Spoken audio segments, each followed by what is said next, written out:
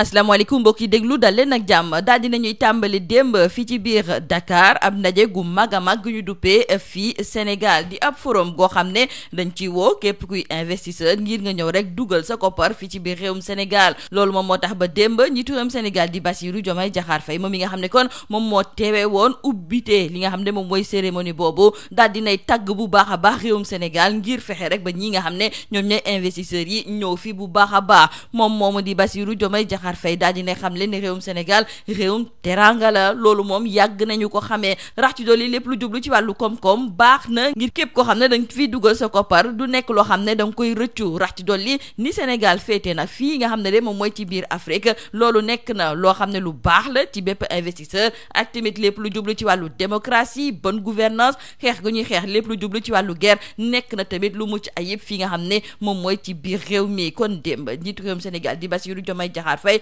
amul lu mu fàttewul wax ngir fexe rek ba ñi nga xam ne ñoom ñooy investisseurs yi wóolu réewum Sénégal ngir war fee mën a ñëw dugal fi li nga xam ne moom mooy seen koppar loolu sax la colikaay bii di Le Soleil di xamle ndaxte nee na njiitu réew mi lépp loo xam ne tey jii Sénégal am na ko te nag mu war a mën a nekk loo xam ne daal day tax ba ñii di investisseurs yi dugal fi seen koppar moom démb daal dina koy fësal rax ci dolli xam le ne réewum Sénégal soxna na koppar gu weesu 1 milliard ngir rek ñu mën fay taxawal lu ñuy tuddee New Deal technologique ci biir colikaay bii di Vox Populi suñu naataango yi di ñu xamal ne pays de la teranga di Sénégal démb kon daal dina ñuy wane lépp loo xam ne moom la ñu am ci wàllu koom-koom ci wàllu mën-mën ak tamit ci yeneen pàcc yoo xam ne moom moo nekk fii ci biir réew mi ngir rek lépp lu jublu ci wàllu investissement yi nekk lu mucc ayib colikaay bii di réew mi quotidien li mel tamit la daal di fësal wante colikaay bii di si quotidien mi ngi ñu xamal ne joriñ gu njëkk yi di Ousmane Sonko moom it teewe woon na ndaje boobu ba mu jëlee kaddu ñëwaat na nag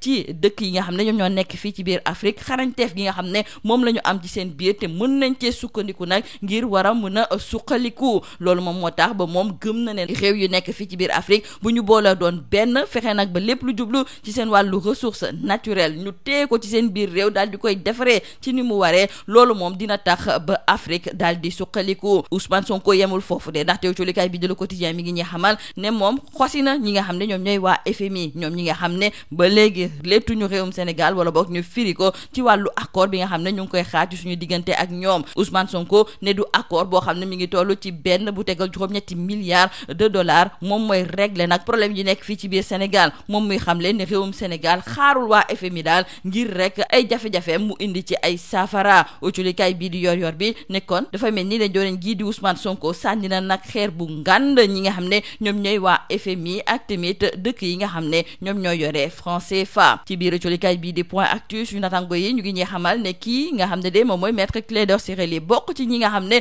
ñooñ la Madiambal Diagne daal di joxoñ baaraamu tuuma ne dañ ko bëgg a fexeel moom de daal di nay tontu ndaxte maître Clédor Ciré Ly moom dafa daal di xamle ne yoon moom dinañu ko daal di doxal ci ni mu waree fi nga xam ne moom mooy ci biir réew mi rax ci dolli sax képp koo xam ne da nga def naka su dul noonu ak kopparu réew mi wala boog nga daal di am yenn ci ay mbir yoo xam ne dañu koo teg ci sa ndodd bu la yeboo nga dem wuy ji wàllu yoon ndaxte boo ko defulee yoon dina la fekk ba fa nga nekk moom nga xam ne kon moom mooy maître Clédor Ciré Ly ci li nga xam ne moom moo jublu ci wàllu affaire Ellipse Project autolikaay bii di Point Actu mi ngi ñuy xamal ne dafa mel ni nag ne tontu na Madiambal Diagne wante ba léegi dëggalul wala boog mu weddi la muy wax ne kii di maître Clédor Ciré Ly dafa am li mu séq ak ki jiite Ellipse Project Libération moom ma ngay ñëwaat ci wàllu Mumbai goo xam ne nag dañu ko nemmeeku ci yenn ci ay octroi renouvellement ak transfert yi nga xam ne def nañu ko ci wàllu mine li ko dalee atum 2021 ak 2024 ndaxte foofu dañoo gis ne li ëpp ci dossiers yi nga xam ne jot nañu ko daal bëri na ay rëq-rëq yoo xam ne dañ ko cee nemmeeku ci lu tolloog ñeenti téeméer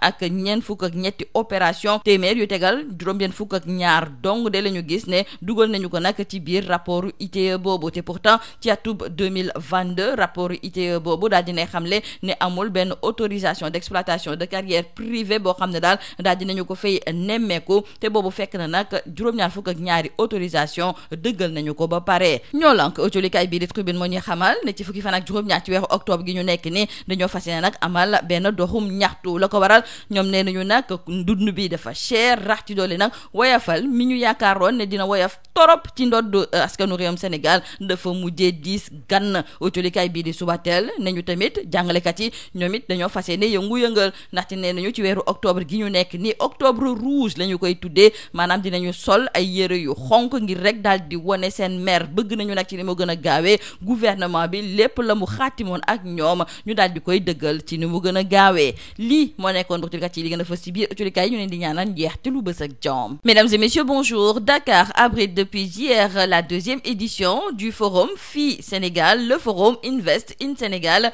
un rendez-vous incontournable de promotion des opportunités considérables d'investissement auprès des opérateurs économiques. Nos confrères du journal Sud Quotidien nous font savoir que c'est le président Bassirou Diomaye Diakhar Faye qui a présidé la cérémonie d'ouverture de ce forum et il en a profité pour vanter les atouts du pays aux investisseurs. Terre d'accès et d'hospitalité, le Sénégal est idéalement situé pour favoriser un environnement propice aux investissements et pour le chef de l'État Bassirou Diomaye Diakhar Faye, le Sénégal est à la pointe de l'Afrique et nous sommes un pays stable avec une tradition démocratique où la gouvernance transparente et la lutte contre la corruption sont au cœur de l'agenda national. Pour nos confrères de Sud Quotidien, le chef de l'État donc a saisi cette occasion pour vendre le Sénégal aux investisseurs en vantant l'attractivité du pays. Nos confrères du quotidien Le Soleil qui nous parlent également du forum FI Sénégal 2025 nous précisent aussi que le président a mis en lumière les atouts du Sénégal hier en présidant donc